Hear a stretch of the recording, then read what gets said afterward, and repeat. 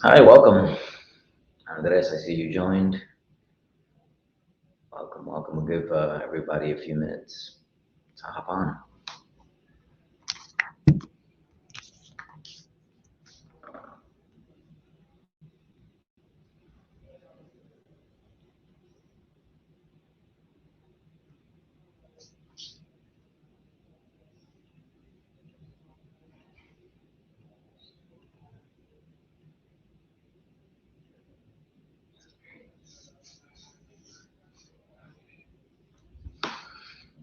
hope this Techqueria event has been great for you. I've been navigating this hop-in platform. It's been pretty awesome. From the stage to the expo and networking. I've connected with so many people on LinkedIn already. It's truly amazing. Hope you've also have found value in this. Delia, welcome. Okay, we'll just give everyone a few more minutes. We just started this 2 minutes ago. So hopefully those that are enjoying the DJ will hop in to this session, and I'm really excited to talk to everyone about this.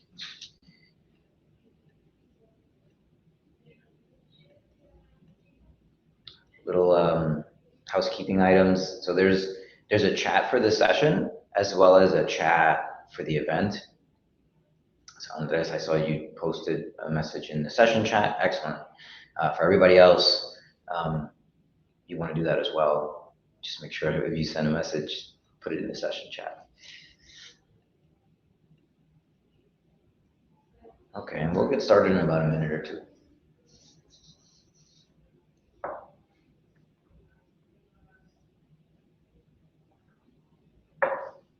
Welcome, Paula.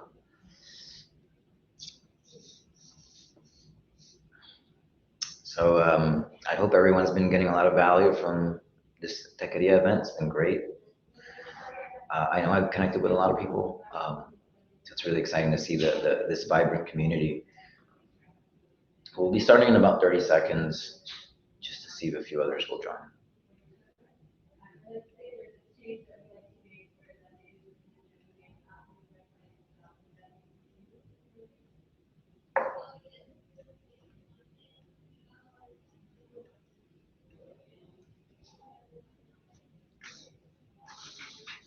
Okay, I think we can get started.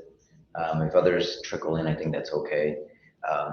Cool, so thanks for coming to Finding Strength in Tu Voz.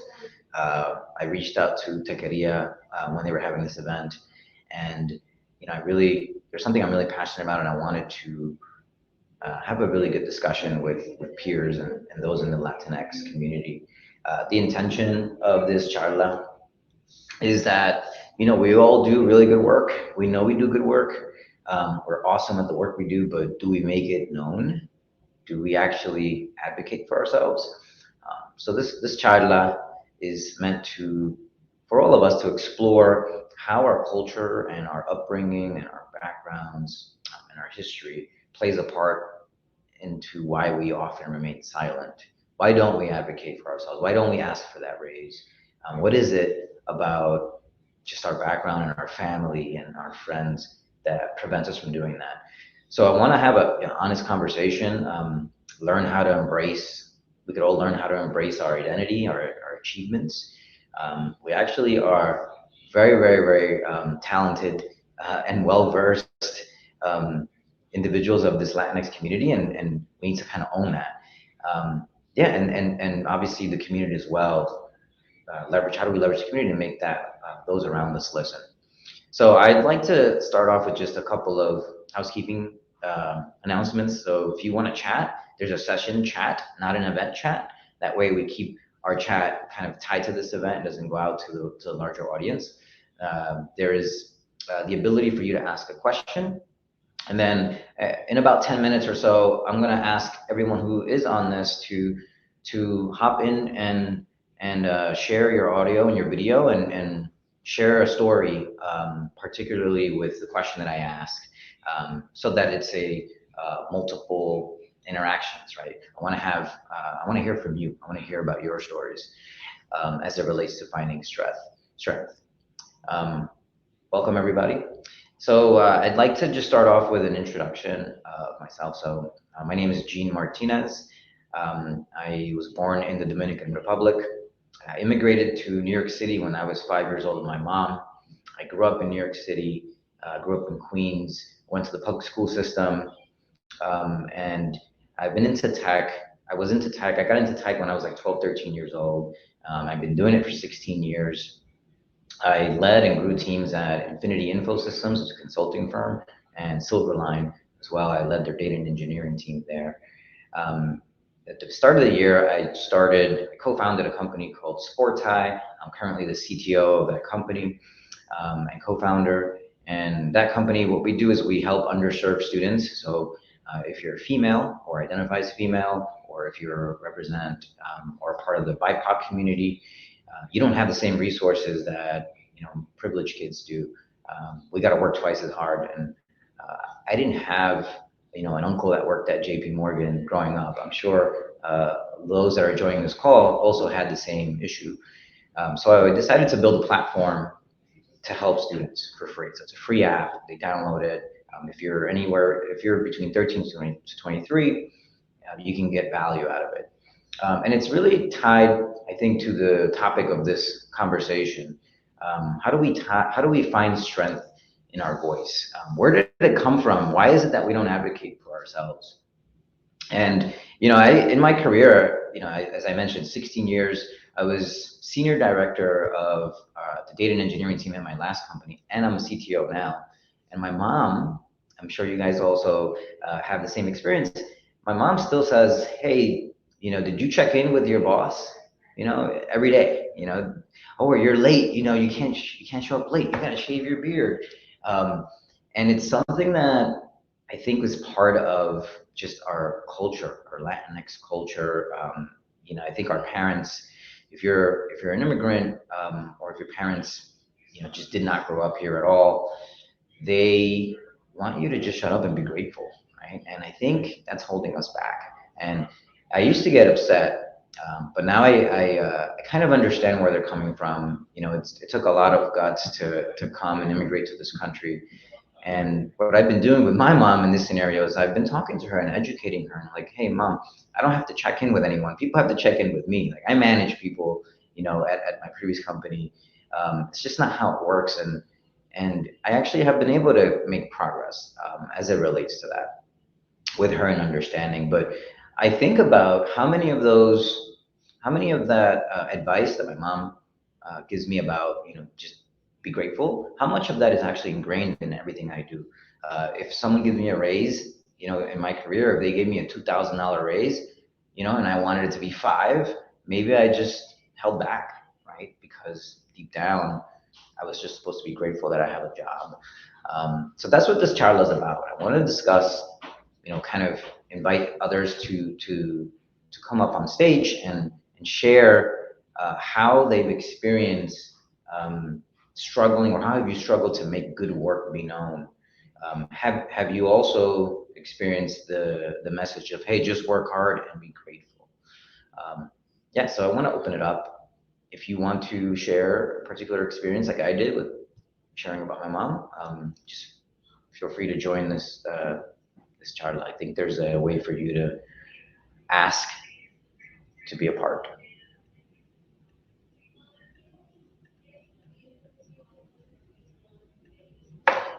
Okay. Anyone have a story that they want to share? Don't be shy.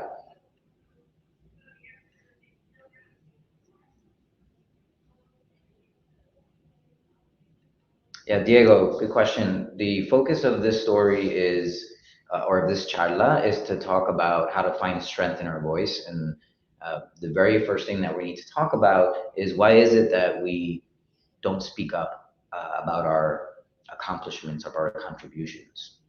And the very first thing that we're going to touch on is how much of our Latinx culture, our identity, our parents, our friends want us to just kind of be grateful, right? And be happy and be grateful and shut up and do your work, right? So I see Karen, I see you want to join. I'm going to let you hop in here and share your story. Welcome. Hi there, how's it going? I can hear you a little low. Try All again. right, can you hear me now? Yeah, I can hear you now. Perfect. Awesome. Yeah, I wanted to join because I identify with this, and because I think of myself as somebody that's very lucky, where the way my mom raised me, she's very, very outspoken. She her primary language is Spanish, but like if somebody's mistreating her, like even if this person like speaks Korean or something, like she will find a way to let you know, to call you out, and to let you know that she doesn't feel, like she feels mistreated, or whatever in this case. So like that's something that, I guess my Latinx family has like taught me. And so I remember, I guess, a story. Like I used to work at this organization, well, at Glassdoor, and that's how I used, how I put my foot into tech. And I remember, like, this is pre, like, I think many people would agree, like, with the George Floyd events and all this, like horrific events, like I feel like that changed a lot, and that changed a lot of companies' perspectives, and like how much they were willing to invest in DEI efforts. So like before that, though, I feel like it was much harder to get like initiatives moving in organizations, in like both Glassdoor and outside of Glassdoor, as I spoke with other, friends in the industry. And so like I remember, like I wanted to get this I wanted to like run this story, and do like run some like DI initiatives. And I remember I got blocked, like um, by like the senior, I guess, senior PR team, and because I work in marketing, senior marketing team, to like not do that. And I remember I was kind of confused, because even at the time, Glassdoor and I imagine other organizations had been advocating for these programs, and for getting the word out about, like, how companies can recruit diverse talent. And to like not get the go ahead for a project like this felt like, I don't know, it just did not, it didn't feel like they were talking the talk at times. So that's when, I had the strength to like speak up, and, kind of talk about like, or at least, even if nothing got changed, like just get some more answers for, why companies take certain decisions. And in this case, like why this specific project wasn't approved. So it's just like it comes back to the way I was raised, and the way like, my mom raised me, which is like, sometimes you need to ask more questions. You need to push back on decisions that are made. So yeah.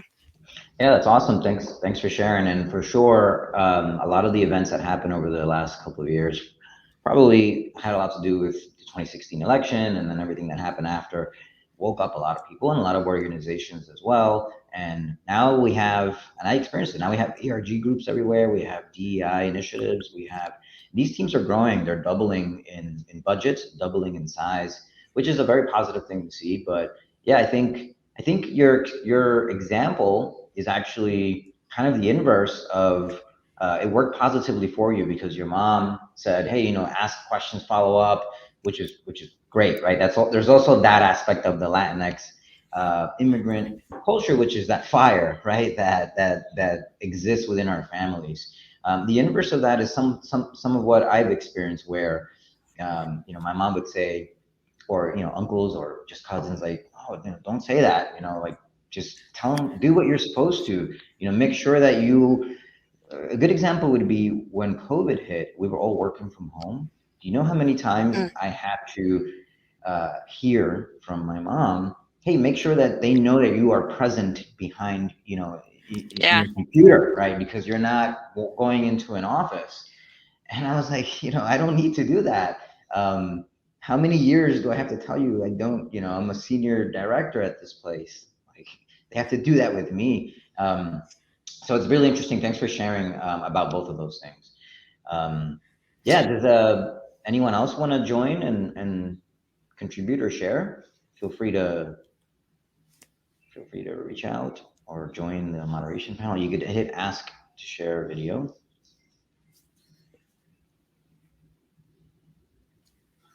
Okay. Uh, Maybe until we get someone else to join. Karen, so you shared a little bit of the scenario of getting support or finding strength from what your mom has said. Mhm. Have you also experienced where you held back because you're supposed to just be grateful, or hey, we're not supposed to be here, so don't step out? Have you experienced that as well?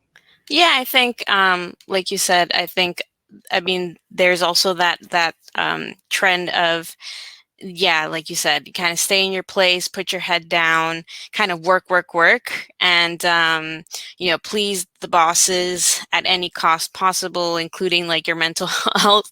And I think, like, on the contrast, my dad's side of the family are very like, uh, in Spanish you say sumisa, and it's like, I've always seen it like as a good term, but then when you translate it into English, it's submissive. And so then the English version, the English translation of the word, like, it sounds kind of like abusive, but like when I hear it in Spanish, it's like a positive connotation, and in English it's a negative connotation, at least with me. But yeah, like my the feeling was always like, just, be grateful that you're even there. Not everybody get those opportunities. And yeah, like, always, like, yeah, don't question really much. And I don't know, that's just like never sat well with me. But I mean, I remember when I was starting out, especially with that imposter syndrome, you don't feel like you have the right to like question anything, or you feel like such an outsider that you don't yeah, you're not questioning any decisions, or or anything that your employer does. And that's where I remember when I first started, yeah, like, I never ever spoke up, and it was just because, like, I felt so out of place.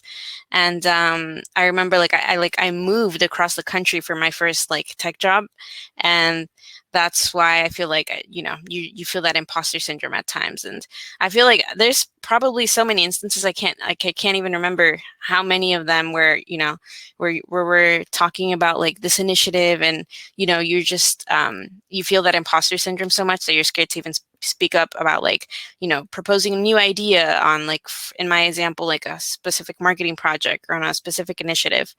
um, yeah, that in that case has definitely, the imposter syndrome has won, but I think it's just like a continuous battle that eventually you get more comfortable with. Um, in Spanish, it's like enfrentando, like getting used to, kind of, even if it's uncomfortable to say, having those uncomfortable conversations with people in your organization.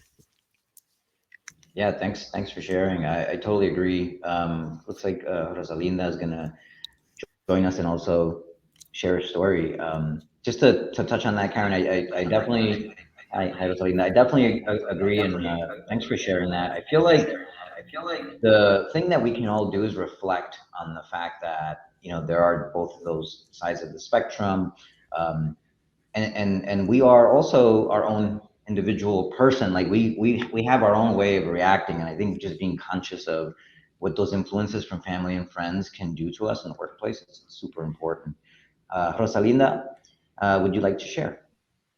Hi, it was more of a question that I wanted to pose was, so my background, so I'm based out of Seattle. Currently I'm traveling, but I'm based out of Seattle, and I worked for many of the tech companies here in the Seattle area. And one of the things is that a lot of the times when you're working in these predominantly white spaces, what I have found early on in my career is that you are very concerned in trying to make essentially other white people comfortable, that sometimes you tone down. In my case, my family's from Mexico. Like, oh, am I being too Mexican? Like, I needed, like, am I too loud? Like, I'm very like, you see, I use my hands. And so at some point, at what point do you play the game and you lose yourself? And at what point do you um, that's something that me and my sister, we talk a lot about, and I'm curious to hear your guys' perspective on that. Obviously, I have an opinion about it. In my case, what I found personally was that it when I tried to tone down who I really was, and in able to move up the corporate ladder, that it really started to impact me in other ways that I didn't realize it, and almost, you could say, low key, like I lost myself. And when I started to be more, bringing more of myself to work, I realized that I became more confident. But it's a really hard thing. I know that it's nothing so when you say like, oh, just be yourself, it sounds very simple, but it's actually really hard, especially when in these spaces and in society and all these messages that you're getting are telling you not to be who you are. So I'd be curious on your guys' thoughts and how you guys have navigated that. Yeah, it's excellent. Thanks for sharing. I'm reading the chat about code switching in the workplace and how real that is, and that's, to your point, Rosalinda. I think maybe it comes down to, or one of the things I think about is like you get hired, by a company, you show up, you think you're joining their tribe, and you have to now do things the way they do it. But if you just think about that for a second, they want you to be yourself. Ideally, if they're smart, if they're a good organization, they don't want you to be like them. There's a reason they hired you. They want that diversity. They want that edge that you bring, whether it's being Latinx or a woman, right? In many scenarios, both minorities and at disadvantages in the workplace. And I think I never thought about like just being myself. I was like, okay, I'm joining that tech company. I want to be like Mark Zuckerberg, right? I got to wear a hoodie and I got to be tech and I want to fit in, where in fact you should show up and use your hands. You should show up and speak Spanglish if you wanted to. But it's probably very, very, very difficult. Karen, I don't know if you want to touch on what Rosalie mentioned. So it's funny because I was actually talking to my sister. I was talking to I think like a customer support rep, and I hang up the phone, and my sister, who like never worked in tech, never like is interested in getting to the industry, she's like, "Wow, Karen, you really perfected your white people voice." And I was like, what? Like I've never, or maybe I don't know, maybe I haven't noticed that just, the way I speak, I changed because, I entered the industry, and, you kind of, even without knowing it, you kind of like start to blend in a little bit. But like honestly, after I got over that initial imposter syndrome, what I started doing was like really bringing in, like, even if it was annoying to the people, like I was like, I'm sorry, like I have to be like my Latina self. So I started like really being an ERG leader. I helped like the company formalize the partnership with Techqueria. Like I was like, okay, this is who I am. You guys are gonna benefit from this. So like, you're gonna take it or leave it. That was kind of how I thought of it. And I mean, I'm still early in my career, so I haven't, worked with enough organizations to know, like, at least in your experience, Rosalinda, with, moving up the ladder, making all those moves yet. But so far, like, yeah, I've been thankful to, for the most part, work with organizations that are very open and inclusive. And if that's not the case, that, an organization isn't that way, and I find that I have to change myself to like move up, then that's just not an organization that I would see myself in the long term. Yeah, that's awesome. Thank you, Karen. Diego, I see you join. Please share. Yeah, thank you. Thank you for having me. I do have a story to share surrounding can you hear me well, actually, first of all? Okay, cool. Yeah, so I'm Mexican. I was born in Mexico. I grew up in San Diego, and then I came to Boston to study. And I want to share a story about my mom, because she raised me and two brothers as a single mother. And she was always very encouraging, very involved. She's always been like very encouraging to be open about our achievements and like be, really showcase that up. And for me, that's something I've always struggled with, because I've always felt like, I didn't really belong, or I wasn't where I wanted to be or where I should have been.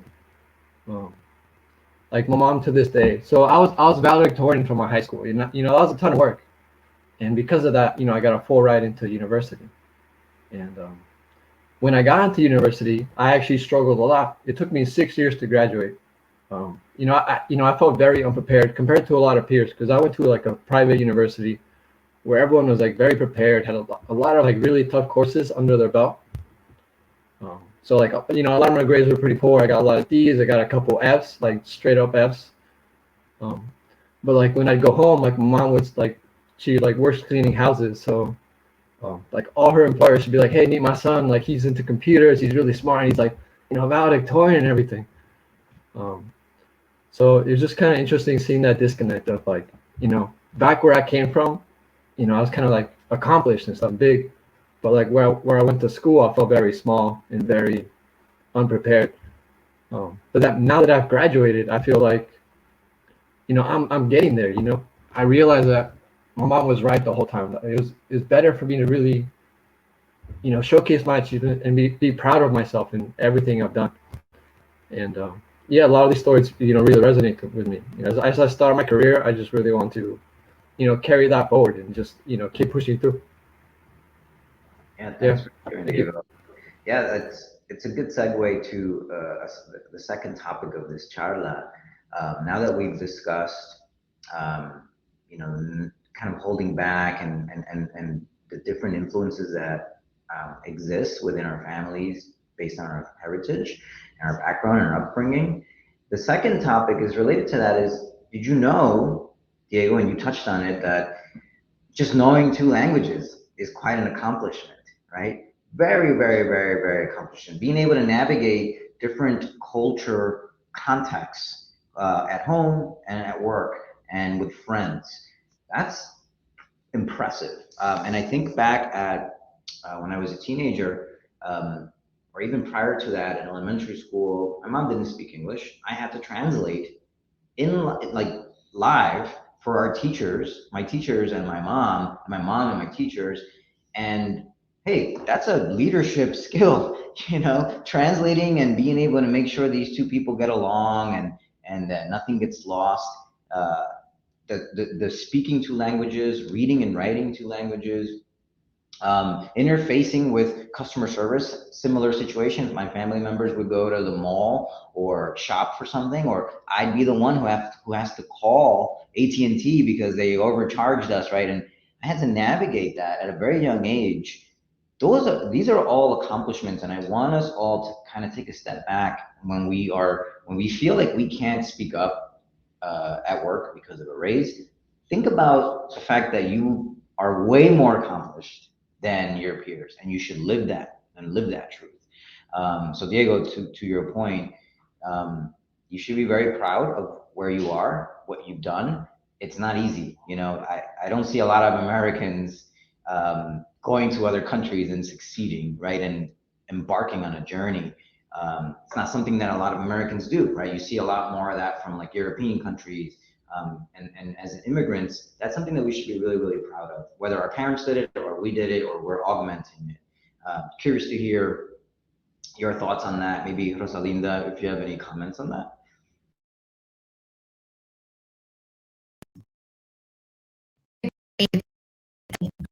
Said, and one of the changes whichever was is I think awakening to and professional ability to process global bias.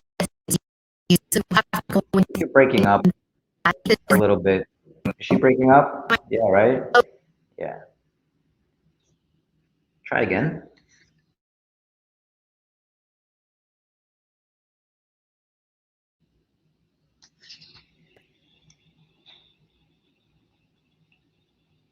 Rosalinda, you there? Can you hear me? Say something else. I think she's still breaking up. Yeah, the audio's just breaking up a little bit.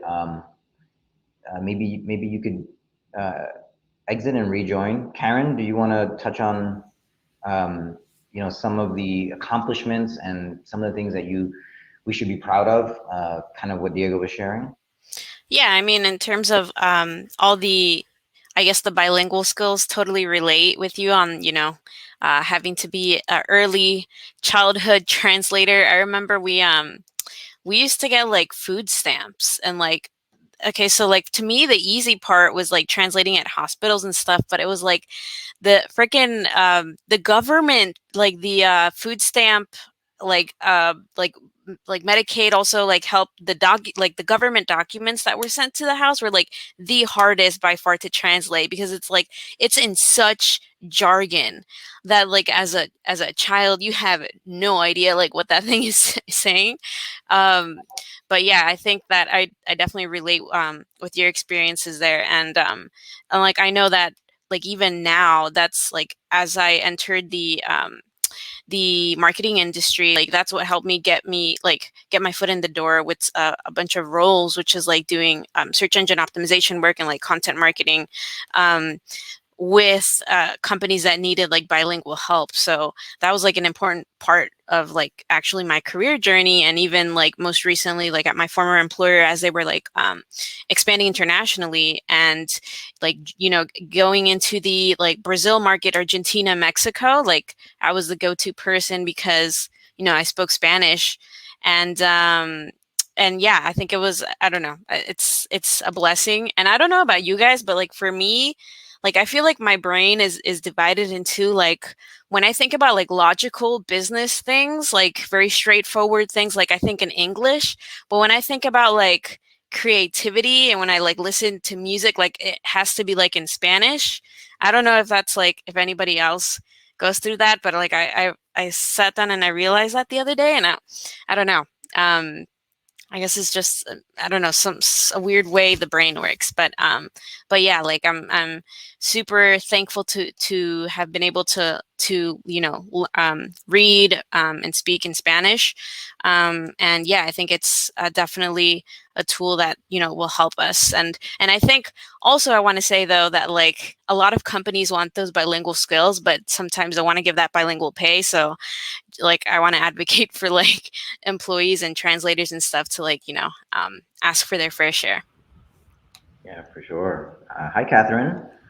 Hey, thank you so much for letting me hop on here, Karen. The whole time you were talking, I was like, yes, advocate for that double pay because to your question here earlier, how have the skills I've acquired or learned because of my culture and upbringing? One of those was joining tech. I was one of the few people that can't speak Spanish. So it was a great opportunity for me when I was on their sales team because I could only talk to those Spanish accounts and oversee their LATAM.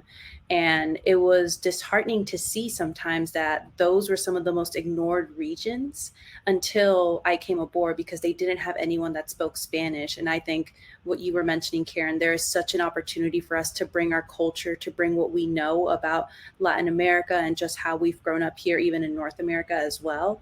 It was such a huge opportunity for me. And I even advocated saying, hey, I am doing almost double the work, you know, advocate for yourself. And I've learned that along the way too. I think the same advice that you shared, Karen, I wish I gave myself that because in the beginning I was doing a lot of work and I did not get double pay for the bilingual experience I was bringing. I almost downplayed it because I was like, yeah, I'll take it. I'm even humbled that you're offering me the opportunity to do more work almost. But I hear you, and I think really glad to hear that others are almost thinking of that same position. What can I bring to the table, especially in these tech spaces? Always continue to advocate yourself. So that was kind of my story, and I was happy to hear that others feel the same way too. I'm curious what happened when you did advocate for yourself, because I'm always curious of like what is the company's reply, like what do they say when we start, you know, like asking for fair pay and all that. Yeah, so unfortunately, it didn't work out. I ended up moving on to another position, but I started out as a coordinator and I was overseeing quite a big region. So I was looking for career growth and I was kind of laying out what I was doing, especially overseeing LATAM and some of the other regions there. But eventually, you know, I joined a company and I was able to say, this is what I could bring to the table. And they saw and recognized that that's a need that they had. So I did try to advocate for the pay, and unfortunately we didn't see eye to eye, and I did move on to another company, but it still was an experience I learned from and will continue to take that over and wherever I go next here. Yeah, and just to touch on that, you know, when we do advocate for ourselves, we have to be ready for both results, right? For both things to happen. We can get what we want, or things can go south. You know, in no way am I saying show up, don't do any work and ask for like double or triple. That won't work for anybody, right? So we just, you know, the point is not to hide and not to be scared, and don't let like the influences of family kind of get in the way of our upbringing. We are who we are. We have a lot of accomplishments, and if you're doing good work, there's nothing wrong with advocating for yourself, but be prepared. And there's nothing wrong with being prepared. We should be prepared for everything. So yeah, Catherine, thanks for sharing that. And wanted to add to that that the Spanish, knowing Spanish is a great addition to augment all our skills. Um, what I've experienced is that it was even more than just the Spanish. It was also all the negotiation that I had to do calling Time Warner, right? That's again back to just leadership skills. Or my mom wants to return something. I'm the one that had to go and speak to the manager. Those moments of dealing with adults when we were children, right? Those made us very, very prepared and gave us that maturity that we need. In addition to the Spanish, I think there's a lot more other skills that our culture and our upbringing forced us to develop really, really early. It looks like Dina is going to join us as well. Hi, Dina. Hi. So I'm representing for Panama. Anybody from Central America? ¿Cómo están? So I just wanted to add with relation to the discussion about pay and speaking Spanish, don't undervalue your experience when you visit your native countries, because the way in which you connect with people is amazing. Like when I mention I'm from Panama, my family's from Panama, the first question is like, oh, wow, do you go? I go every year. Have you ever been, and connect with people, because you don't even realize, when people travel, you're connecting to them with that experience, right? And working in a client-driven world, especially in tech, your connection with people is like paramount to the relationship, right? So I always used to shrink my Latinidad, the fact that I spoke Spanish, because, it was something that I didn't, when I was younger, living in Miami at first and then moving to New York, it's two different worlds, but living in Miami, I wasn't quite getting that same acceptance like I did in New York, So I always used to shrink myself, later in life, going to college and stuff like that, as a Latina, because it just didn't feel natural, right? And then when I started to enter into the workforce and I started to make connections with people, and the fact that I was able to just resonate with them just based on travel alone and my experience and that connectivity with people, it gave me the door to deepen the relationships both internally and externally with clients and with, other peers within my work group. So I wanted to just come on here and say, remember how much of a value your upbringing brings, because I wish now, I almost regret not having the confidence to show up as myself in all spaces. And part of it is also having immigrant parents that come here, put their head down and just get to work.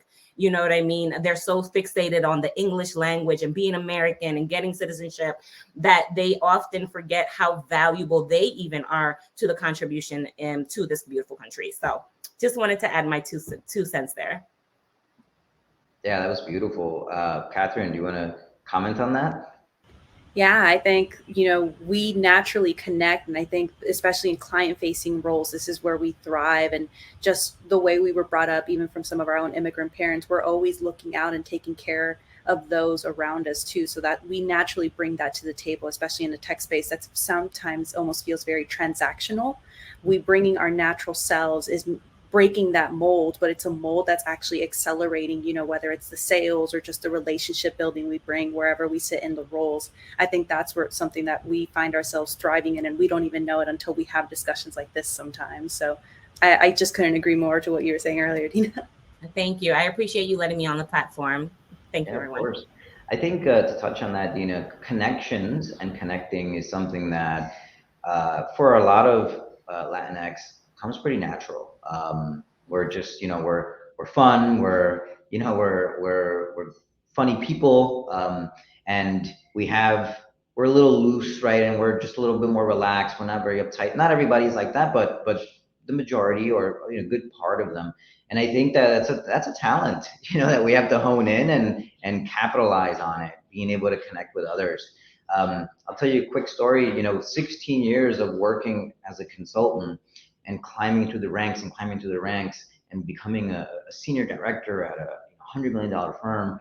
I thought that, my career, I'm done. I'm 36 years old. I've reached the top. I'm good, and I don't need people anymore. I don't need to connect. I just kind of manage the people that I manage, and I have my company, and I have my other company that I came from before. And at the beginning of the year, I left that entire career and I started a company, and that's what I'm doing today, and it's for people. And now I realize that had I actually connected with every single person that I met consulting, when I was doing consulting, had I left an impression on them and went out of my way to shake their hands and to connect with them on LinkedIn, all of these people would have been extremely helpful in my business today. And that's one piece of advice that I would give out to any young entrepreneur or any person who's entering the tech ecosystem. Use the connection skills that you have, that you've had to learn and navigate, and make as many relationships as possible. This event, you should come out with 50 LinkedIn connections and 50 conversations, and use that networking tab, because you just do not know. And I was one of these people, 16 years of like, oh, I already met everyone I needed to meet. I already did everything I needed to do. So, and now I wish that I would have connected more. And then another thing, Dina, about what you're saying, just about traveling and how important that is. I also had to go to the Dominican Republic every summer. Hey, if I behaved bad, they would send me there. If I behaved good, they would send me there, right? It was like a reward or a punishment. It really depends. And what I've learned over the last few years is that, there's more than just going back to Dominican Republic and my country. There's a bunch of other countries, and they're beautiful cultures, and there's awesome food, and and we should all do what you said that we should be doing. We should be connecting with those folks as well, because just as much as the individuals that I could connect with when I go to Dominican Republic, I've met some people in Spain, I've met people in Portugal, and it's just amazing to have those different perspectives. And again, this goes back to, these are all skills that we all have, and we can all learn how to navigate making relationships, connecting with others, using what we've learned, what we've grown up, and we bring that to work, and we should be really proud, right? And we can say, hey, I want a pay raise because this is what I'm worth to you, and this is what I do. But be prepared, because it can go in many directions. Karen, anything to add? Yeah, I think I actually had a follow-up question, because it seems like, yeah, you have a lot of experience and you have like advice. I think as somebody still early in my career, still building those connections, like you said, you mentioned you should have a bunch of LinkedIn connections just from like the summit. And that's something that I'm doing right now, but curious, or especially for those of us that are like, yeah, either getting the foot in the door at companies, or, just in the process of trying to build our connections, because like you said, we don't have these connections as many other, people in tech do. Like, how do you, after those, you connect on LinkedIn, like, how do you follow up, or how do you build more genuine relationships after just like a LinkedIn connection?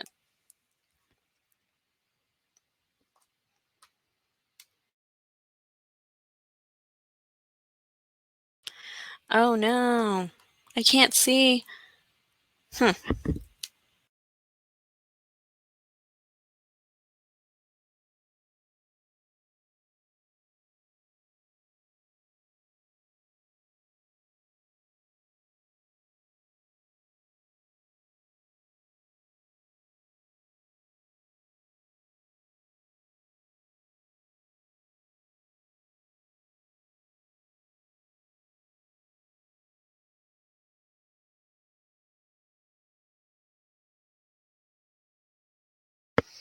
Okay, so I thought Gean, I thought I was the one that was frozen, and that Gean was the one that was, everybody could hear him.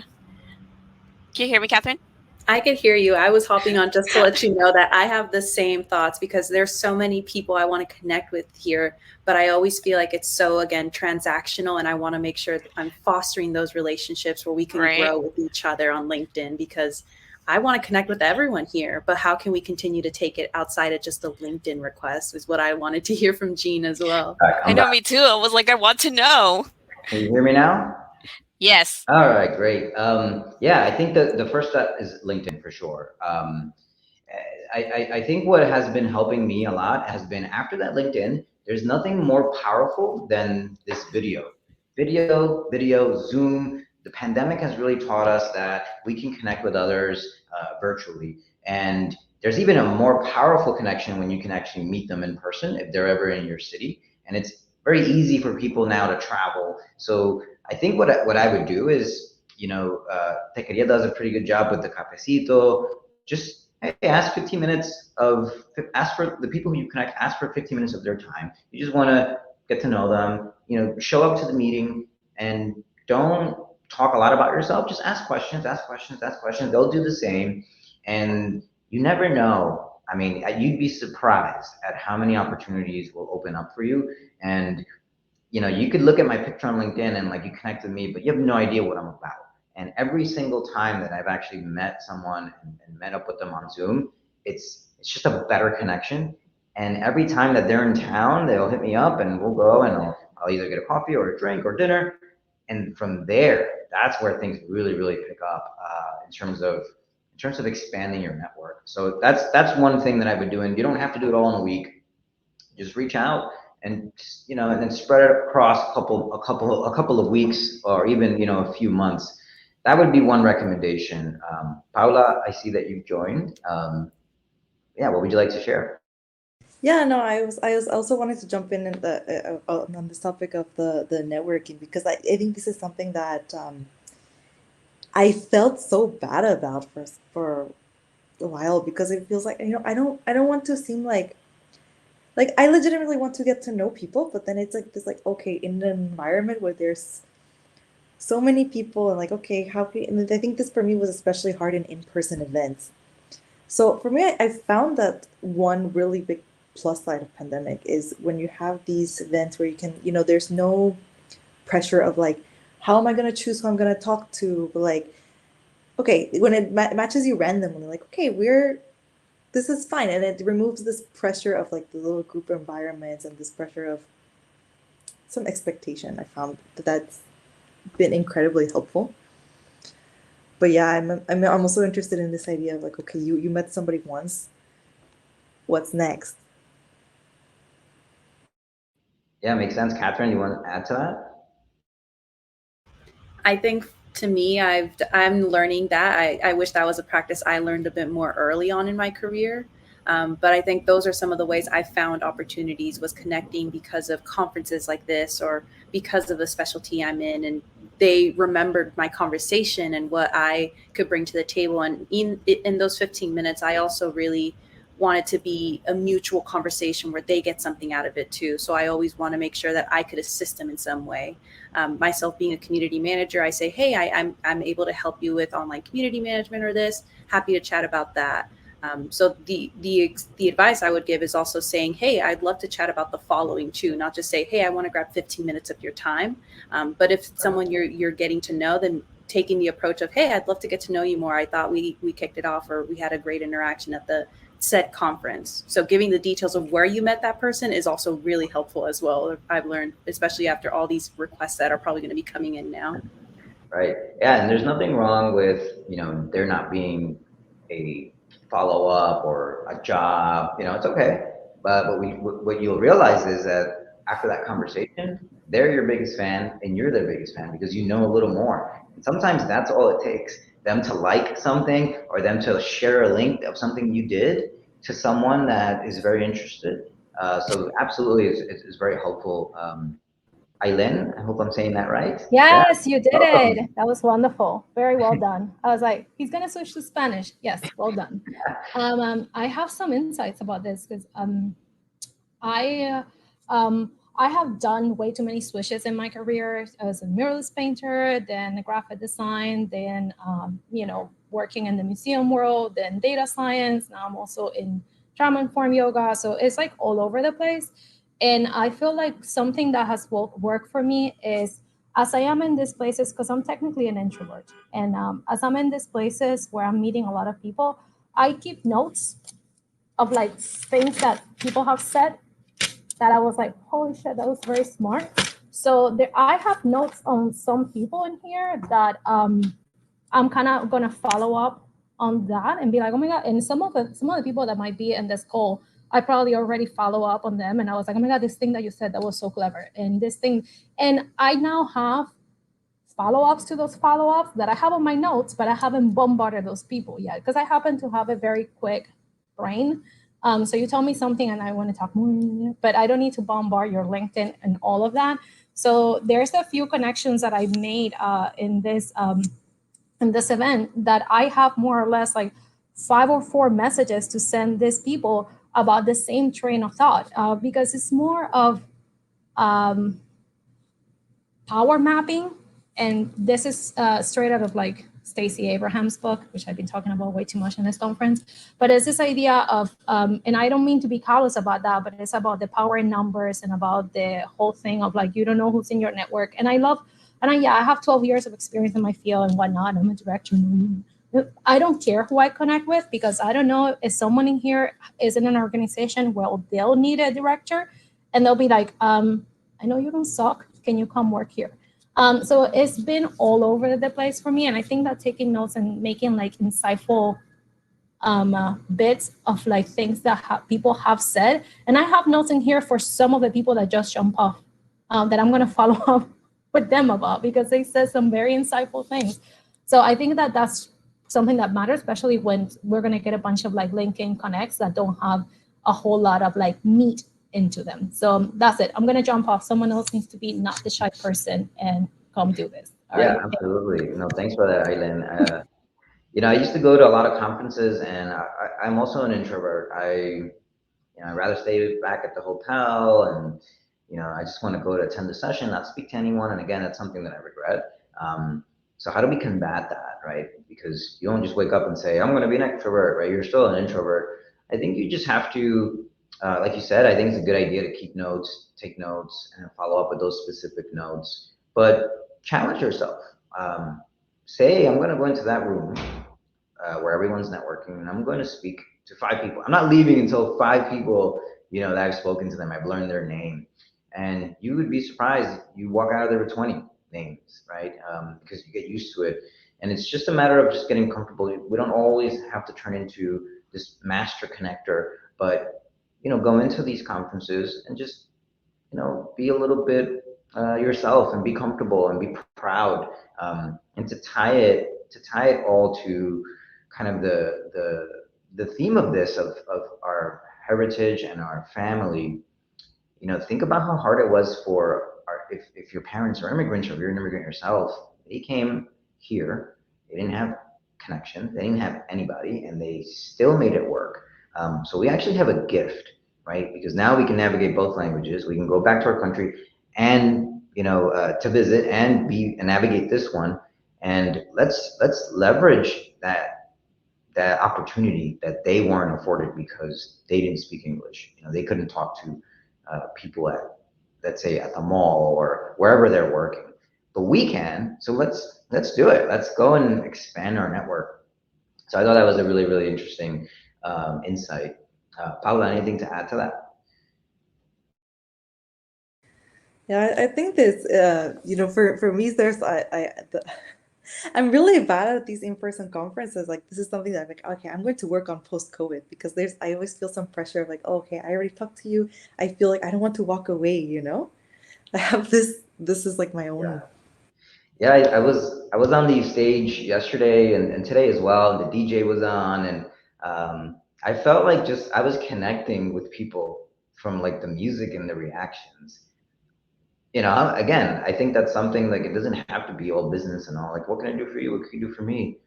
I was connecting people. I messaged a few people like, hey, you were liking Selena, and so was I. Like, hey, what are you doing over there? It's really interesting, the work you're doing. This is what I'm doing. And I think something as simple as that, that was me being authentic, with myself. I exposed what I like. I'm okay with saying I like Selena, and hey, I'm curious about what you're doing. The flip side of that is me like, hey, let me put my sales hat on and let me see if I can kind of appeal to you. No, just be yourself, and I think that can go a long way. yeah, Oscar, Selena music is life for sure. So I think we're discussing what are some of the ways we can use strength of our culture and family to advocate for ourselves. I think we've discussed a lot of options there. Does anyone else want to hop into this particular session, this charla, and share some strategies on how to leverage some of that strength in our culture?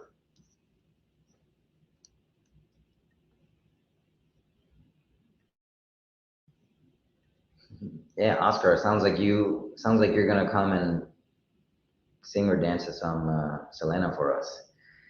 How about you, Giovanni? You are saying you're an introvert. Oh, we have Melissa. Melissa, thanks for Hi. joining. Hey, yeah, what would you like to share?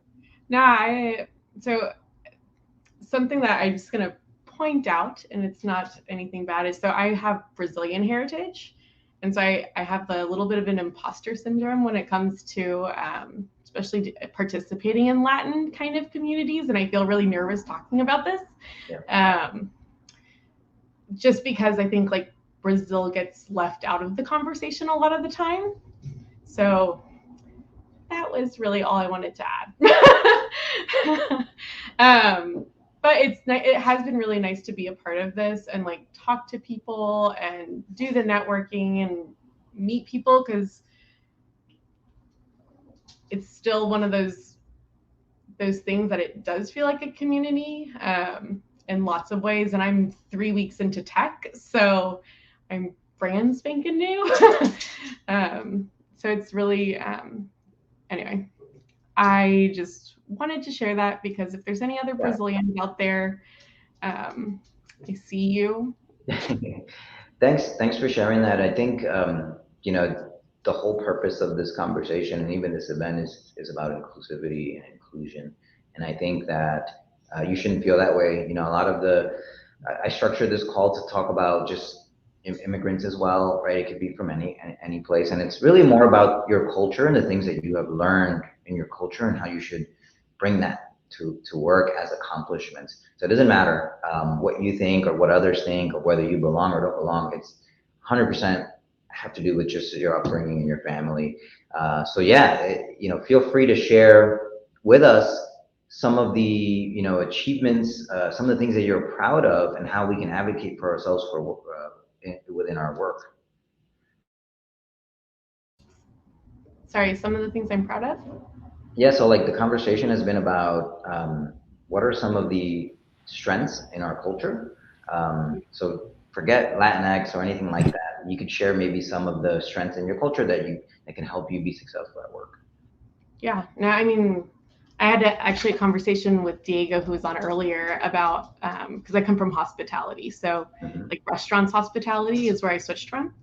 And so, and he was telling me about how he was a barista. And I think like really what I got out of that was just like being able to connect with people and being able to listen and hear, you know, like when someone's talking, like being able to just put myself in their shoes and be like, yeah, that's really hard. Like, especially when Diego was telling his story, I was like, that was really hard. Like my roommate when I was in college, she came from, you know, not the best of schools, and she got into University of Texas, and we were roommates, and she ended up failing out because she wasn't equipped. And I always think about that. And, you know, she was Hispanic also, and, you know, she had like a Mexican background, and she just really struggled. And I just think about that, like how there wasn't that support, and how it could have, I don't know, it could have been different because she was really smart, or she is smart. She's very smart. But now, you know, I feel so privileged to be in this role at the moment and being in tech and being that person, you know, that makes it out. Oh, thanks, Melissa. Thanks for sharing. I see this and Jesus have joined. Do you guys want to share? Alcides, you can go first since you hopped on before me. Right. Yeah. So, like, more of the same. Like, I being an imposter my whole life. Like, growing up, my family was moving like every few years to a new city or country. I never felt at home anywhere. I just like switching my group of friends felt like always. So right now, like, I'm struggling. Like, I don't feel Spanish. Like, I'm from Venezuela, and I haven't lived there since I was 8 or 7 years old. I have like no connections or anything, and right now I'm like the first in my family to come to North America. So like I feel like a lot of like pressure and stuff like to be successful because like I gotta help my family, and right now, like I'm struggling. Like I don't want to talk to them because I'm not doing too well. Like job-wise, I'm trying to get into tech. So like I don't know, I just wanted to share. Yeah, for sure. Thanks for that, Arcides. And I think, you leverage an event like this to reconnect with the community and like-minded individuals, and yeah, and I get it. Jesus, how about you? Um, Thank you all for sharing that. I think I was just I was talking about, I wanted to talk about what we have as a strength for networking. And I think what we have as Latinos is our ability for storytelling. And I think sometimes we don't think our stories are important or not valued.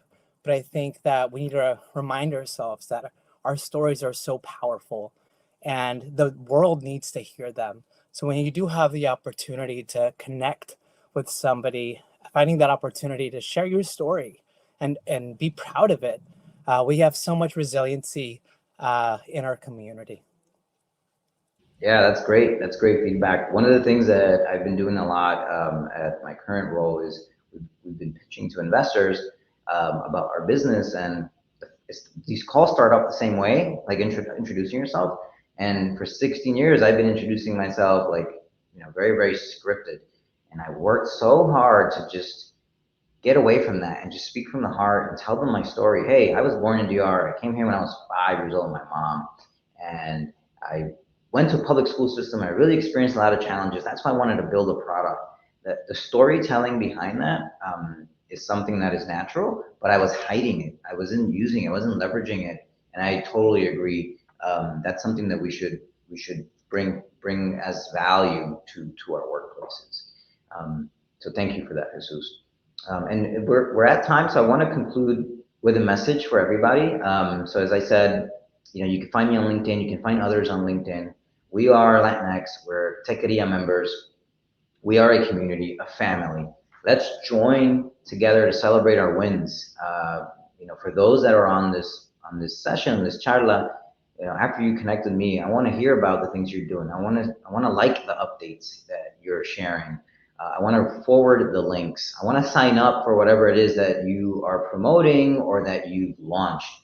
I want to help elevate our voices. I want to elevate your voice, and hopefully you all want to elevate the community's voices as well. Be proud of who we are and how we do things and accomplish our goals together. Let's take the time, take a break. Let's connect. Let's get to know each other. Email, Slack. We have all these tools. Let's use them. LinkedIn. And know that you always have someone to have a charla with me. So thank you for attending and joining. I hope you got a lot of value out of this. Have a great weekend, everybody, and enjoy the after parties.